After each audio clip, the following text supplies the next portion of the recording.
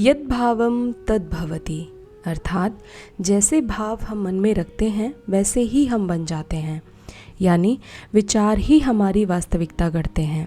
नहीं समझे? आइए इसे एक कहानी के माध्यम से समझने की कोशिश करते हैं। एक समय की बात है, एक छोटे से गांव में एक बूढ़ी अम्मा रहती थी।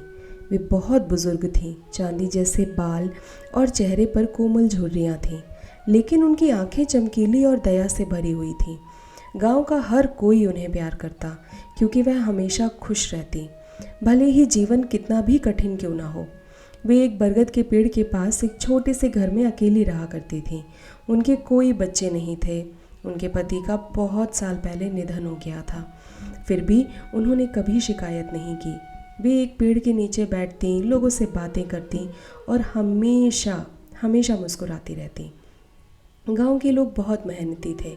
कुछ किसान थे, कुछ बढ़ई थे और कुछ बाजार में काम करते। कभी कभी बारिश नहीं होती और फसलें सूख जाती थीं। कभी कभी लोग बीमार पड़ जाते थे और काम पर नहीं जा पाते थे। जीवन आसान नहीं था और बहुत से गांव वाले अक्सर उदास या चिंतित रहते थे। एक दिन वसुधा नामक एक युवती अम्मा के पास आई। वसुधा रो रही थी, उसके चेहरे पर चिंता साफ झलक रही थी। उसने कहा, मुझे कुछ समझ नहीं आ रहा, क्या करूं? मेरे पति शहर गए हैं काम की तलाश में, लेकिन उन्होंने कोई पैसा नहीं भेजा। बच्चे भूखे हैं और मैं बहुत डर रही हूँ। बूढ़ी अम्मा ने वसुधा की ओर देखा और हल्की मुस्कान दी।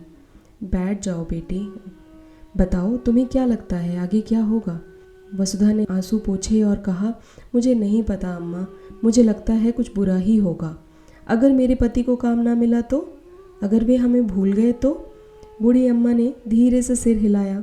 वसुधा, जब हम बुरे विचार सोचते हैं तो हम और बुरा महसूस करते हैं बेटा, लेकिन जब हम अच्छे विचार सोचते हैं तो हम अच्छा महसूस करते हैं, और कभी कभी अच्छे काम होने भी लगते हैं।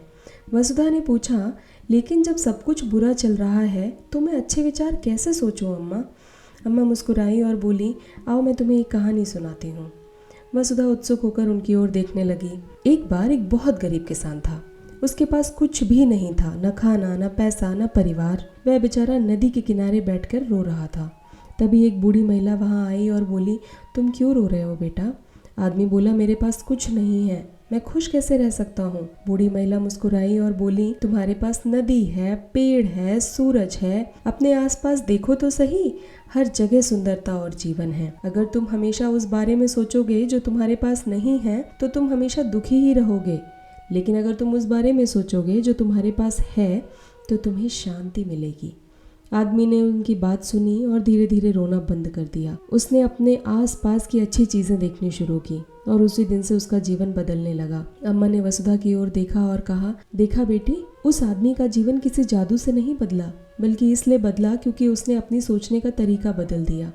जब हम सकारात्मक सोचते हैं तो हमारा दिल हल्का हो जाता है और हम समस्याओं का सामना बेहतर कर पाते हैं। वसुधा ने सोचा और पूछा, क्या सच में मेरी सोच बदलने से मेरा जीवन बदल सकता है अम्मा? अम्मा ने धीरे से मुस्कुराते हुए कहा, बिल्कुल। अगर तुम हर सुबह उठकर खुद से कहो, आज का दिन अच्छा होगा, तो तुम्हें अपने बच्चों की देखभाल करने की ताकत मिलेगी और अपने पति का इंतज़ार भी तुम आशा के साथ करोगी।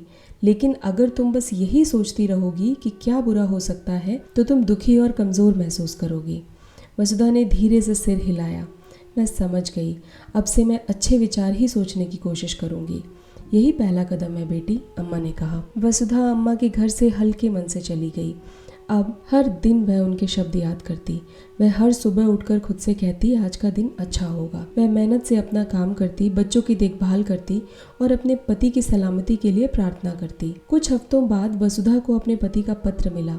उन्होंने शहर में नौकरी पा ली थी और घर पैसे भेज रहे थे। वसुधा खुशी से झूम उठी और दौड़ती हुई अम्मा के घर गई और उन्हें यह खुशखबरी सुनाई। अम्मा मुस्कुराई और बोली, देखा बेटी, जब हम सकारात्मक सोचते हैं तो हम अपने जीवन में अच्छे को आमंत्रित करते हैं।